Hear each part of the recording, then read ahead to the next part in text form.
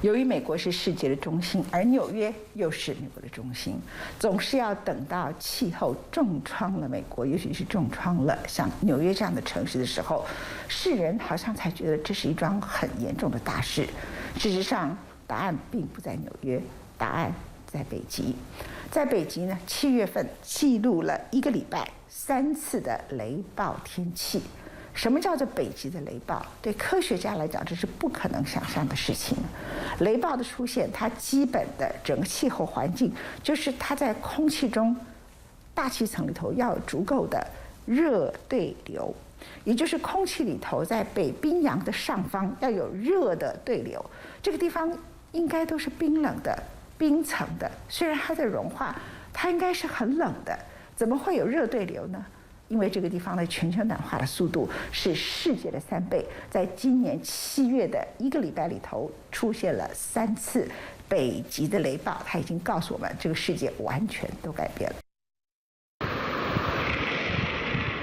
一道闪电划过天际，在其他地方或许显得稀松平常，然而当这样的现象出现在北极地区，事情就非同小可了。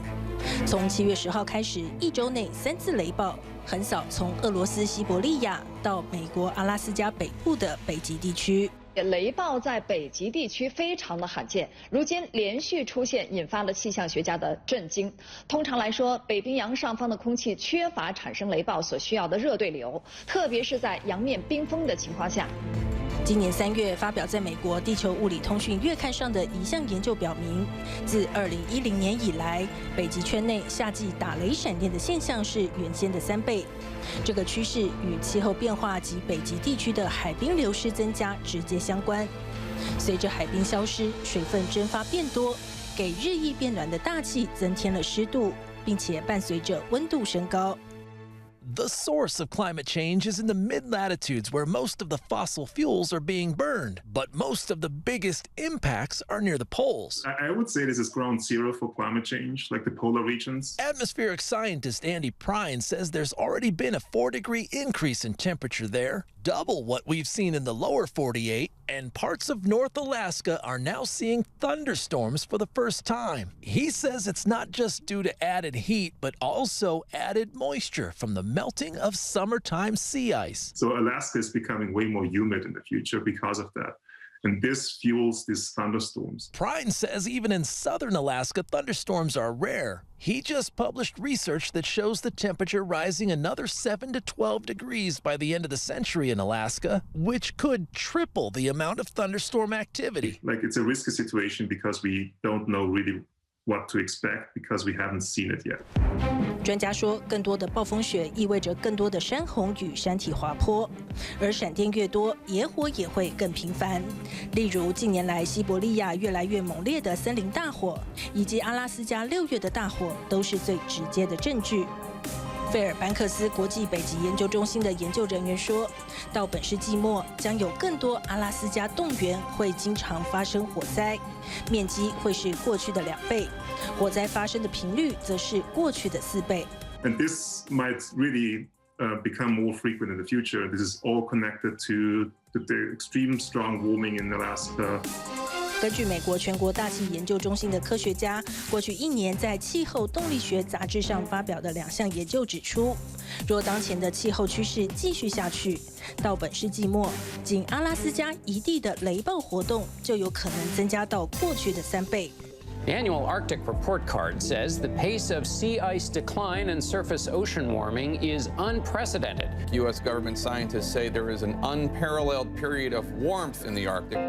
美国国家海洋及大气总署发布的2020北极年度报告指出，北极圈暖化的速度比地球上任何一处快3倍以上，这也让阿拉斯加诞生了一批气候难民。位于冰天雪地的亚北极圈的纽托克，当地常年冰封的永冻层已因暖化开始溶解。By the end of this century, as many as 13 million Americans will be forced to move because of rising sea levels, flooding, and erosion. But even though this wave of climate migration is coming right toward us, the federal government has no plans for how to deal with it. And some parts of the U.S. are already losing ground to the sea. In Alaska, 31 villages, home to about 18,000 people, are in danger of disintegrating. And for one village, there's no time left. In the morning after the storm, Della assessed the damage. Every time a piece of land breaks off when I'm staying over at my uncle's, I can hear it and I can feel it. You can feel it. What do you mean by you can feel it? The house shakes a little. The house shakes. At one point, a big chunk of land broke off, and it was felt and heard all across the village. Because of climate change, the permafrost under Newtok has been melting and then eroding for years. Since the village was founded in the 1950s, it's lost nearly a mile of coastline. According to the Army Corps of Engineers, houses could begin to fall into the water within the year.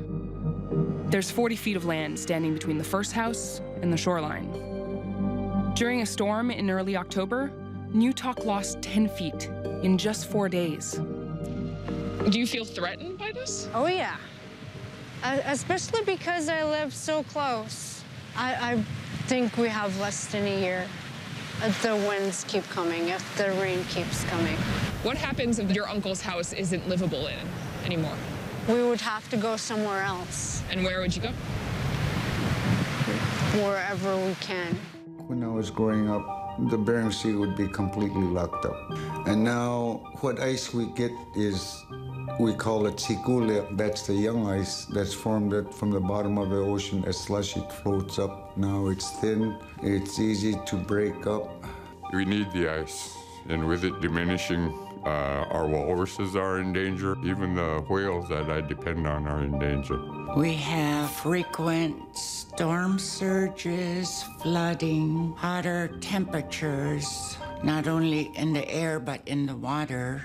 And it's affecting the well-being of fish, plants, and animals. With the water being 10 to 15 degrees warmer in the Norton Sound, I caught so many belly-up fish in 2019 I've never caught before. My nets actually were totally stinky.